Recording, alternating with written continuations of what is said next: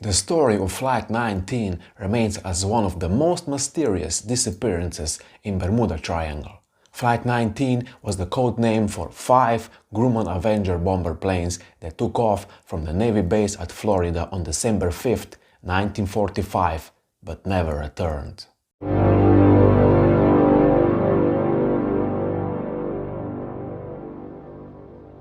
It all began as nothing more than a routine training flight.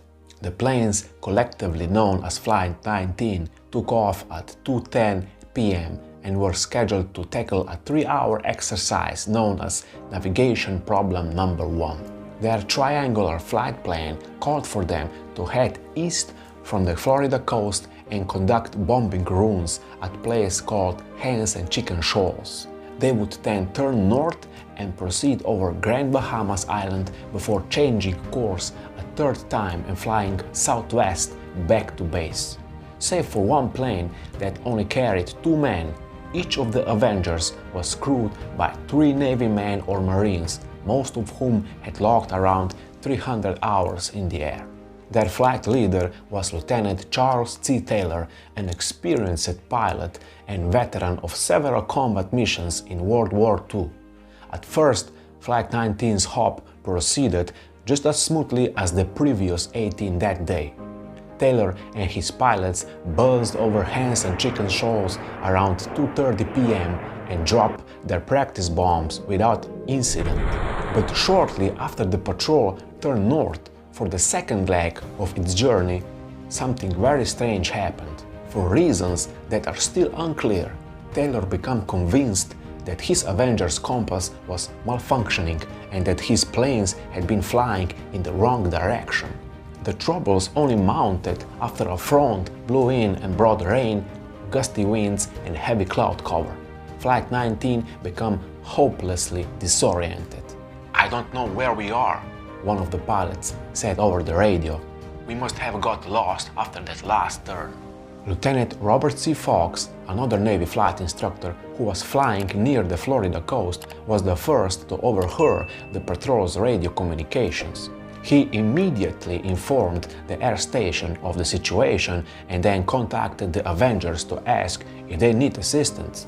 "Both my compasses are out and I'm trying to find the base," Taylor said. His voice sounds anxious. "I'm over land, but it's broken. I'm sure I'm in the Keys, but I don't know how far down." Taylor's claim didn't seem to make sense. He'd made his scheduled pass over Hens and Chickens Shoals in the Bahamas less than an hour earlier, but he now believed his planes had somehow drifted hundreds of miles off course and ended up in the Florida Keys. The 27-year-old has just transferred to Florida from Miami, and many have since speculated that he might have confused some of the islands of the Bahamas for the Keys. Under normal circumstances, pilots lost in the Atlantic were supposed to point their planes toward the setting sun and fly west toward the mainland, but Taylor had become convinced that he might be over the Gulf of Mexico. Hoping to locate the Florida peninsula, he made a fateful decision to steer Flight 19 northeast, a course that would only take them even farther out to the sea. Some of his pilots seemed to have recognized that he was making a mistake. "Damn it," one man gripped over the radio. "If we would just fly west, we would get home." And he was right. Taylor was eventually persuaded to turn around and head west, but shortly after 6 p.m. he seems to have cancelled the order and once again changed direction. "We didn't go far enough east," he said, still worried that he might be in the Gulf. "We might as well just turn around and go east again." His pilots probably argued against the decision. Some investigators even believe that one plane broke off and flew in a different direction, but most followed their commander's lead. Flight 19's radio transmission soon became increasingly faint as it meandered out to the sea. When fuel began to run low, Taylor was heard preparing his men for a potential crash landing in the ocean. "All planes close up tight," he said.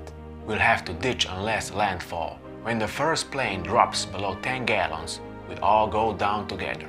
A few minutes later, the Avenger's last radio communications were replaced by the strange buzz of static. The Navy immediately scrambled search planes to hunt for the missing patrol. Around 7:30 p.m., a pair of Mariner flying boats took off from an air station north of the base. Just 20 minutes later, however, one of them seemed to follow Flight 19's lead by suddenly vanishing off radar. The remains of the Mariner and its 30 crewmen were never discovered, but it's commonly believed that the seaplane exploded shortly after takeoff. Flying boats were notorious accident-prone and were even nicknamed flying gas tanks for their propensity of catching fire. Suspicions that the seaplane may have gone up in flames were all but confirmed by a passing merchant ship which spotted a fireball and found evidence of an oil slick in the ocean. At first light the next day, the Navy dispatched more than 300 boats and aircraft to look for Flight 19 and the missing Mariner. The search party spent 5 days combing through more than 300,000 square miles of territory, but they all just vanished. A Navy Board of Investigation was also left scratching its head. While it argued that Taylor might have confused the Bahamas for the Florida Keys after his compasses malfunctioned, it could find no clear explanation for why Flight 19 had become so disoriented. Its members eventually attributed the loss to causes or reasons unknown. The strange events of December 5, 1945 have since become fodder for all manner of wild theories and speculation. In the 1960s and 70s, pulp magazines and writers helped popularize the idea that Flight 19 had become gobbled up by the Bermuda Triangle, a section of the Atlantic supposedly known for its high volume of freak disappearances and mechanical failures.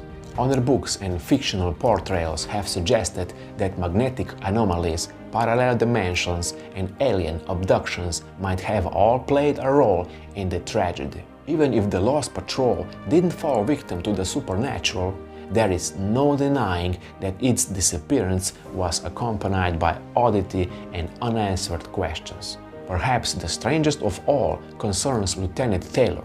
Witnesses later claimed that he arrived to Flight 19's pre-exercise briefing several minutes late and requested to be excused from leading the mission.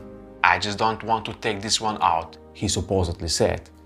Just why Taylor tried to get out of flying remains a mystery, but it had led many to suggest that he might have not been fit for duty.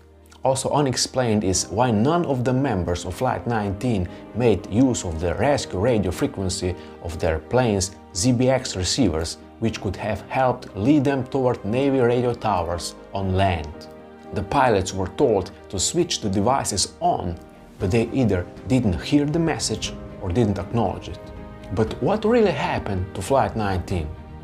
The most likely scenario is that the planes eventually ran out of gas and ditched in the ocean somewhere off the coast of Florida, leaving any survivors at the mercy of rough seas and deep water. In 1991, a group of treasure hunters seemed to have finally solved the puzzle when they stumbled upon the watery graves of 5 World War II-era Avengers. Unfortunately, it was later found that the hulks belonged to a different group of Navy planes whose serial numbers didn't match those of the fabled Lost Patrol. Many believe the wrecks of Flight 19 and its doomed rescue plane might still lurk somewhere in the Bermuda Triangle. But while the search continues to this day, no definitive signs of the 6th aircraft or their 27 crewmen have ever been found. Take care and see you next time. Bye bye.